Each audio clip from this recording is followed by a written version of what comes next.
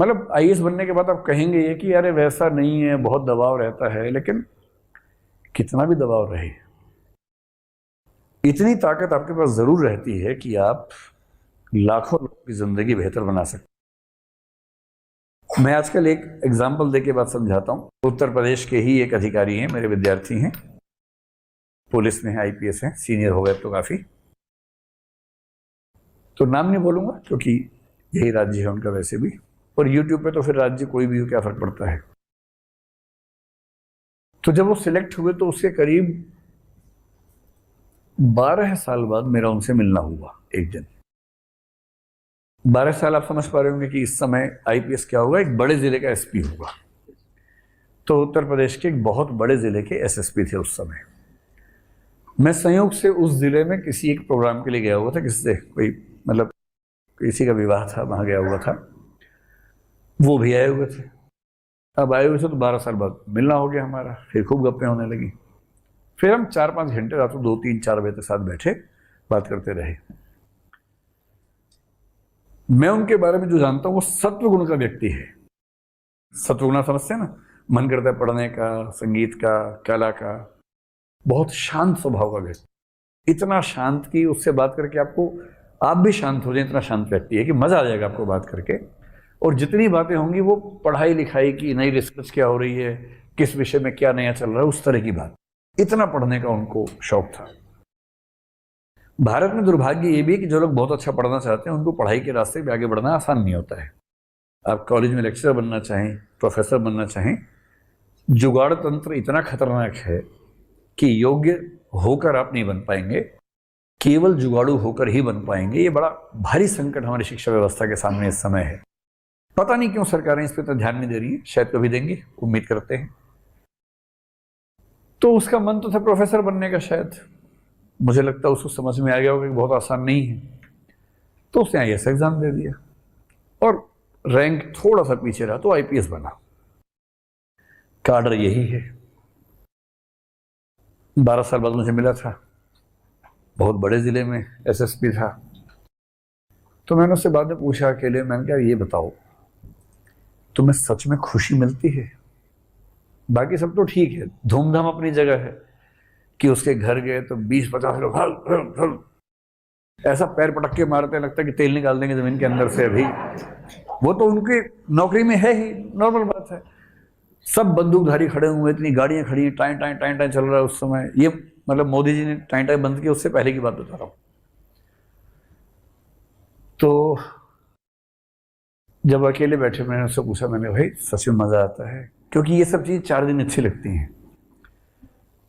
तो शुरू में अच्छा लगता है, सच में अच्छा लगता है कि आप पुलिस कांस्टेबल को देके भाग जाते थे पहले। भाई अगर आप कहीं बैठे हो और एक कांस्टेबल आपके पास चलता हुआ है, दिल कैसा होता है, धक धक होने लगता है कि ये मेरी तरफ क्यों आ रहा है। और वाकई तरह पूछे भाई टाइम क्या हुआ है, आप मेरे भाई साहब वहीं से पूछ लेते ना दूर से, इतनी देर में क्या क्या हो गया मेरे साथ आपको अंदाजा नहीं है, पूरा केमिकल चेंजेस आ गए मेरे अंदर इतनी देर में। तो ऐसे मत किया करो यार, दूर से पूछ लिया करो। कांस्टेबल को देख के जिसकी मतलब हवा खिसक जाती हो, वो बन गया आईपीएस। अब आईपीएस बनते क्या होता है, बदल जाता है सब कुछ जीवन में। ऐसा बदलता है, फिर क्या हो रहा है कि आप जिस जिले में रहते हैं वहां के एसपी का फोन आ रहा है कि अरे आइए किसी चाय पीते हैं। अपने में आपने कहा जी सर कहाँ आना होगा? बोले अरे बेटा हम गाड़ी भेज रहे हैं, तुम आ जाओ। अब थोड़ी देर में टाइम टाइम टाइम टाइम की आवाज है, आपके घर के बाहर 3 गाड़ियां खड़ी हैं, एसएचओ आया हुआ है और वो वाला कांस्टेबल भी आया हुआ है साथ में। आप समझ नहीं पा रहे, आप कह रहे हैं कि आइए बैठिए पानी पी लीजिए। नहीं सर क्या sir sir sir sir sir जनाब जनाब जनाब। फिर आप गए, बैठे गाड़ी में, आप सकुचाई से बैठे हैं कि थोड़ी जगह में बैठ जाऊं। फिर वो लेके गए हैं एसपी साहब, पूरा देखा आपने, क्या बात है, सैकड़ों पुलिस वाले सब सलाम कर रहे हैं आपको। आपको लगता है कुछ तो हुआ है जीवन में बड़ा, भाई ये नॉर्मल बात तो नहीं है। फिर आप अभ्यस्त हो जाते हैं, आपको अच्छा लगने लगता है। आप कहीं जाते हैं 10 पुलिस वाले साथ जा रहे हैं, पैर पटक के सलाम कर रहे हैं, आपको लगता है कुछ तो बात है मेरे अंदर भाई। मैं नहीं समझ पा रहा था लेकिन कुछ तो है मेरे अंदर। पर जो कायदे का इंसान होता है ना, 10-20-25 दिन बाद, 2 महीने बाद इस बात से परेशान हो जाता है। आप अपना आराम से टहलने में कोई पैर पटक के मारे सर आप गिरते गिरते बचे, आपको लग रहा है कि यार अच्छा भला अपने आप से बात करते हुए सैर कर रहा था, इतना पटक के मारता है। आपने कहा देखो यार ऐसा ये सब मत किया करो, है ना, दूर से नमस्ते कर दिया करो, काफी है। चलो सब ऐसे कैसे कर देंगे? तो जो सत्व गुण वाला व्यक्ति उसको अच्छा नहीं लगता है सब, रजस वाले को अच्छा लगता है कि थोड़ा और जोर से पटको पैर, जोर से बोलो सर, थोड़ा आवाज ऊंची बोलो सर, हाँ ऐसे सबको ट्रेनिंग दो। और जैसे हम शाम को आएंगे सब लाइन में खड़े होकर सर करना है, पैर पटक के, ठीक है। तब इस व्यक्ति को तो वो सब शौक था नहीं। तो इस व्यक्ति का विषय था यूपीएससी में हिंदी साहित्य, बैकग्राउंड भी थी उसकी। हिंदी साहित्य में एक उपन्यास है बहुत प्रसिद्ध, गोदान। उस गोदान में लखनऊ का भी जिक्र है, थोड़ा सा है, आसपास किसी जिले के बारे में है। प्रेमचंद बड़े खतरनाक लेखक थे। उन्होंने कहा कि ये जो कहानी है दो गांवों की कहानी है, और साथ में कहते हैं सेमरी और बेलारी दो गांव का नाम बताया। सेमरी और बेलारी अवध प्रांत के दो गांव हैं, जिले का नाम बताने की जरूरत नहीं।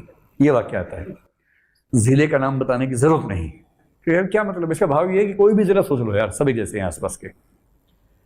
कोई जिला सोच लो, कोई किसान सोच लो, उसमें एक किसान है होरी।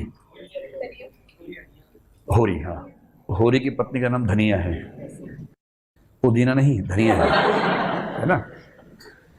होरी का एक बेटा है, दरअसल उसका नाम गोवर्धन है, पर जब तक गोवर्धन के पास धन नहीं है तो उसका नाम तब तक गोबर है। इसी जब वो लखनऊ के अमीर बन गया तो लोग उसे गोवर्धन भैया कहने लग गए। तो भैया भी बाद में लगा और धन भी बाद में लगा। जब तक बेचारा गांव में था, फुकरा घूम रहा था, उसका नाम था गोबर। गोबर था, गोबर हो गया था नाम। ऐसा ही होता है, गरीबों के नाम ऐसे ही होते हैं। अब होरी बेचारा इतना परेशान है, बार बार फंस जाता है, उधार लेता है, गाय खरीदी किसी तरह से, किसी ने जहर दे के मार दिया, बार बार उधार, फिर लगान चुकाना है, ब्याज चुकाना है, करते करते स्ट्रगल करते करते अंत में मर गया, क्योंकि चौतरफा शोषण ने उसकी जिंदगी को सोख लिया, छीन लिया उससे।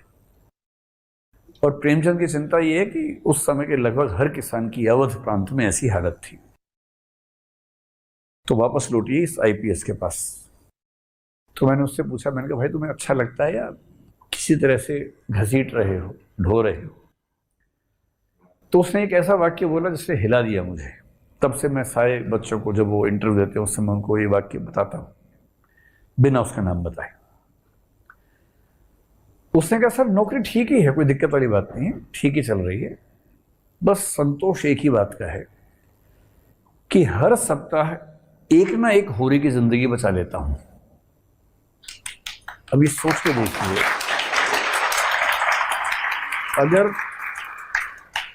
अगर तो आपका शौक है उसी बात है कि लोग सैल्यूट करें, पटक पटक के पैर अपना, तो अलग बात है, तो छोटापन है। पर अगर संतोष की बड़ी वजह खोजनी है तो ये, आप हर हफ्ते किसी एक होरी की जिंदगी बचा सकते हैं, और बड़े स्तर पर शायद एक बार में लाखों की जिंदगी बचा सकते हैं, बना सकते हैं। आप एक जिले में डीएम होके कोई वहां पर ऐसा काम कर सकते हैं जो आने वाली पीढ़ियां याद रखें कि इस एक व्यक्ति ने हमारे जिले की किस्मत